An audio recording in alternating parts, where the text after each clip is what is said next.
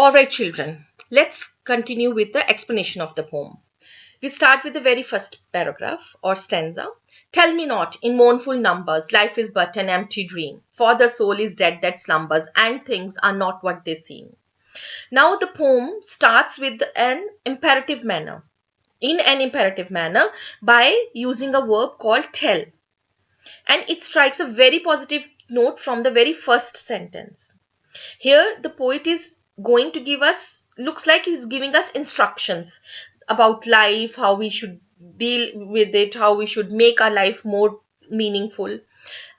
But the poet tells us not to tell him in a mournful numbers, in a sorrowful verse, that life is hollow and an empty dream, means meaningless. Here Mr. Longfellow, he slams the pessimist, the person who always thinks negative, that who sing melancholy songs, right side poems, or thinks that nothing can be achieved in this life. According to the poet, a person who spends all his life in slumber, in sleeping, is already dead. Such worthless examples of life often misguide others. So he shows us that life is not so shady or worthless as it looks like, though it has much more potential than we think of. Life is real, life is earnest, and the grave is not its goal. Dust thou art, to dust returnest, was not spoken of the soul. So he says life is real, life is earnest, means it shows the positive attitude towards the life. The poet says life is real and serious, not baseless or useless. So we should not take it lightly, and grave, death is not the ultimate goal of life. Life does not end with death. He wants us to indicate that our work remains in this world even after we die. Dust thou art, to dust thou returnest, means you are made of dust and you will go back to dust after death. He's only talking about here the body. It is not applicable to the soul. So the poet tells us here that soul still lives even after the body dies. Not enjoyment, not sorrow is our destined end or way, but to act that each tomorrow find us farther than today. Now in this third stanza, the poet tells us neither enjoyment nor sorrow should be our ultimate aim for the way of life. He means to say that in an ideal life, there has to be a balance between happiness and sad moments, isn't it? But he says the most important thing is to work and work diligently, honestly, so that we can, in the end of the life, but to act to each tomorrow, are destined to end our way, so that by the end of our life, before we die, we are better learned, we are better skilled, better human beings. And does not want us to waste even a single day, but to act that each tomorrow. See, don't waste for tomorrow. Act every day, work every day. Find us farther than today. We should crave for going forward farther each day in our journey of life. Now, in the fourth stanza, it is about the responsibilities in this life, about the work assigned to us. Now, art is long and time is fleeting, means that the work given to us here, art is long and time is fleeting. Art here he's talking about the work. The work given to us is vast and time is consuming, and life is short-lived.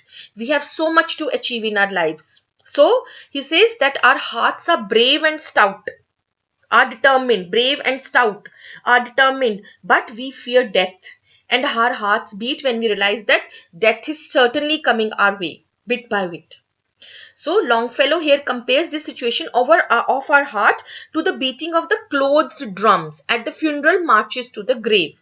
Means that the sound that they are approaching, the death is approaching. We have very less time. So in this limited time of span, we should use this life to the fullest, to the maximum, and we should not think about wasting it, about death and what will happen and all that. Rather make it more meaningful with whatever time we have. Now he says in the above stanza, he compares the world to a vast means very large battlefield where we human beings are temporarily, we have come in the camps to fight the battle of our lives. Now, bivouac. Have you read this word? In the bivouac of life. Bivouac means temporary camps or the shelter that the troops make. So, we are here in our life. We are here in this world for a very small time. And he urges that if you want to be a hero in this battle of life, so fight it bravely. and win it. In other words, he wishes us to be successful in life by following the right way of life. He does not like to see us like the dumb cattle driven by others with no particular goal or direction. Alright. Then in the sixth stanza, it reminds us of a very popular quote. How? Learn from the past, live in the present and hope for the future. Now here, poet is not only inspiring but instructing us not to trust the future, because however pleasant it may seem in our dreams, because we get carried away, oh, this will happen, that will happen, I will do that. No, but act in the present. He also tells us to forget about the past. Whatever has happened has happened. Past is dead now and it should not haunt us anymore and affect our present action. And what is more crucial is to act in the present, in the living present. So we have to follow our heart and keep faith in the God overhead. Alright. In the seventh stanza, the poet says that lives of many great men and successful men, they remind us of what they have achieved in their lives. And we look forward to them. We idolize them and we want to be like them. So if we can do that, if we would be living forever in the hearts of people by being such great persons. So Longfellow compares this immortality to leaving footprints on the sands of time. How? He says we will not be living forever here, but we can leave our marks on the infinite flow of time through our good work. That would inspire later generations to follow our way. Those are the footprints he's talking about. Alright. So in the penultimate stanza, he still continues with that footprint thing. He inspires that people to follow them, and he compares a dejected or wretched person with a hopeless shipwrecked man sailing over the large sea of life. Here, life's solemn main means large sea of life.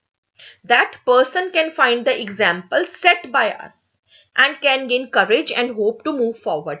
Like we have idolized somebody by their great work, we should do such great work that other people also follow our footsteps.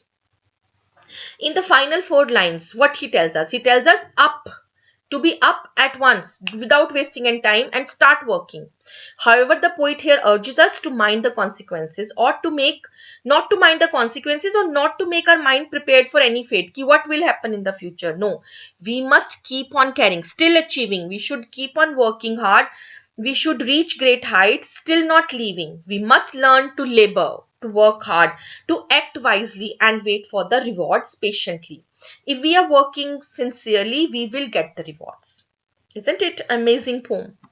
And the message, the most inspiring and motivating poem, gives the message to us that we should not waste our priceless moments by sitting idly and doing nothing. So just work hard, reach towards your goal and make the most of this short life. Students, I'm afraid that's all for today. I will see you very soon. So you keep working hard.